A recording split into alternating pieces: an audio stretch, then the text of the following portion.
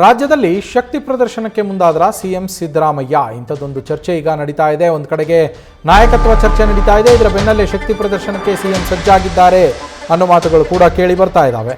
ಸರ್ಕಾರ 3 ವರ್ಷ ಪೂರೈಸುತ್ತಿರುವ ನೆಪದಲ್ಲಿ ಸಿಎಂ ಶಕ್ತಿ ಪ್ರದರ್ಶನ ಮಾಡೋದಕ್ಕೆ ಮುಂದಾಗಿದ್ದಾರೆ. ತುಮಕೂರಿನಲ್ಲಿ ಮೇ 20ನೇ ತಾರೀಕು ಸರ್ಕಾರದ ಸಾಧನಾ ಸಮಾವೇಶವನ್ನು ಆಯೋಜಿಸಲಾಗ್ತಾ ಇದೆ. ಬೃಹತ್ ಸಮಾವೇಶ ನಡೆಸೋ ಲೆಕ್ಕಾಚಾರದಲ್ಲಿ ಸಿಎಂ ಆಪ್ತ ಬಳಗ ಇರುವಂಥದ್ದು.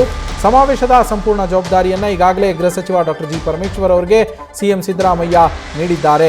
ಇದರೊಂದಿಗೆ ಸಿಎಂ ನಾಯಕತ್ವ ಅಬಾಧಿತ ಅನ್ನೋ ಸಂದೇಶವನ್ನೇನಾದರೂ ರವಾನಿಸೋದಕ್ಕೆ ಮುಂದಾಗಿದ್ದಾರಾ ಸಿಎಂ ಸಿದ್ದರಾಮಯ್ಯ, ಅಥವಾ ಇದರ ಹಿಂದೆ ಬೇರೆ ಏನಾದರೂ ಪ್ಲಾನ್ ಇದೆಯಾ ಅನ್ನೋ ಚರ್ಚೆ ಸದ್ಯ ಕಾಂಗ್ರೆಸ್ ಪಾಳೆಯದಲ್ಲಿ ನಡೀತಾ ಇರುವಂಥದ್ದು. ನಮ್ಮ ಪೊಲಿಟಿಕಲ್ ಕರೆಸ್ಪಾಂಡೆಂಟ್ ಹರೀಶ್ ಫೋನ್ ಸಂಪರ್ಕದಲ್ಲಿದ್ದಾರೆ.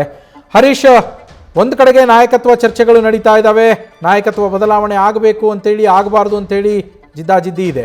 ಮತ್ತೊಂದು ಕಡೆಗೆ ಸಿಎಂ ಸಿದ್ದರಾಮಯ್ಯನವರು ಶಕ್ತಿ ಪ್ರದರ್ಶನಕ್ಕೆ ಮುಂದಾಗಿದ್ದಾರೆ ಅಂತ ಹೇಳಲಾಗ್ತಾ ಇದೆ. ಇದರ ಹಿಂದಿನ ಲೆಕ್ಕಾಚಾರಗಳೇನು ಹರೀಶ್? ನವೀನ್, ಬಹಳ ಮುಖ್ಯವಾಗಿರುವಂತದ್ದು ರಾಜ್ಯದ ಕಾಂಗ್ರೆಸ್ ಸರ್ಕಾರಕ್ಕೆ ಈಗ 3 ವರ್ಷ ಪೂರ್ಣಗೊಳಿಸಿರುವಂತಹ ಹತ್ತಿರಕ್ಕೆ ಬಂದಿದೆ. ಅಂದ್ರೆ ಇದೇ ತಿಂಗಳ 20ನೇ ತಾರೀಕು 3 ವರ್ಷ ಆಗುತ್ತೆ.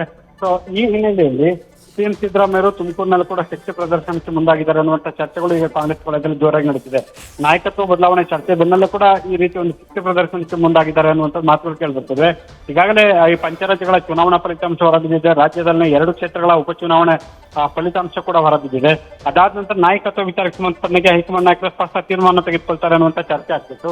ಸೊ ಇದೆಲ್ಲದ ನಡುವೆ ಇವತ್ತಿನ ಬೆಳವಣಿಗೆ ಸಿಎಂ ಸಿದ್ದರಾಮಯ್ಯ ಅವರು 20ನೇ ತಾರೀಕು ಆ ಒಂದು ವಿಚಾರಕ್ಕೆ ಸಂಬಂಧಪಟ್ಟಂಗೆ ಶಕ್ತಿ ಪ್ರದರ್ಶನ ಮುಂದಾಗಿದ್ದಾರೆ ಅನ್ನುವಂಥ ಚರ್ಚೆಗಳು ಕೂಡ ಈಗ ಜೋರಾಗಿ ಕೇಳಿಬರ್ತಿದೆ. ಹಾಗಾಗಿ ತಮ್ಮ ಬಣದಲ್ಲಿ ಗುರುತಿಸಿಕೊಂಡಿರ್ತಕ್ಕಂಥ ಡಾಕ್ಟರ್ ಜಿ ಪರಮೇಶ್ವರ್ ಅವರಿಗೆ ಕೂಡ ಸಂಪೂರ್ಣ ಜವಾಬ್ದಾರಿಯನ್ನು ಕೊಟ್ಟಿದ್ದಾರೆ ಅನ್ನುವಂಥದ್ದು ಕೂಡ ಗೊತ್ತಾಗ್ತಿದೆ.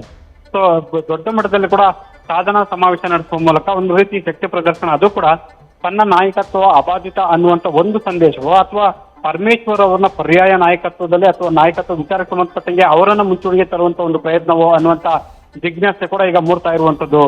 Naveen, thank you Harish. News first ನಿರ್ಭೀತಿಯಿಂದ ನಿಮ್ಮ ಪರವಾಗಿ.